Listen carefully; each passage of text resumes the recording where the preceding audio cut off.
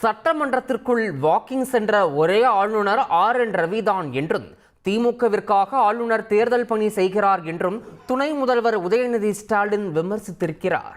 சென்ற முறை நாடாளுமன்ற தேர்தலில் எப்படியாவது தமிழ்நாட்டில் கால் பதிச்சிடலாம், எப்படியா ஒரு சீட்டாவது வாங்கிடலாமான்னு திரு மோடி அவர்கள் என்னென்னமோ செஞ்சு பார்த்தார். பொங்கல் விழாலாம் கொண்டாடினார், புகைப்படங்கள்லாம் வெளியே வந்துச்சு.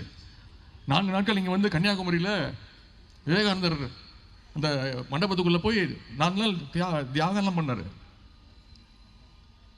ஆனால் தமிழ்நாட்டு மக்கள் மோடி அவர்களுக்கே பொங்க வச்சிட்டீங்க. நாம் தேர்தல் வேலை செய்கிறோமோ இல்லையோ, ஆனால் ஆளுநர் நமக்காக திமுகவுக்காக தேர்தல் வேலையை அவர் தினமும் செஞ்சு கொண்டிருக்கிறார். சட்டமன்ற வரலாற்றிலேயே சட்டமன்றத்துக்குள்ளே வாக்கிங் போன ஒரே ஆளுநர் யாருன்னா நம்முடைய என் ரவி அவர்கள் தான்.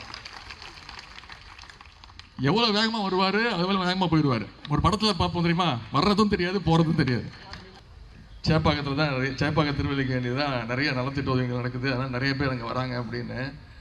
எனக்கு கிழக்கு மாவட்டத்தை பார்க்கும்போது, அந்த சேகர்பாபன் மாவட்டத்தை பார்க்கும்போது, நான் அடுத்த முறை இங்கே ஏதாவது 5 தொகுதியில் வந்துடலாம் அப்படின்னு கூட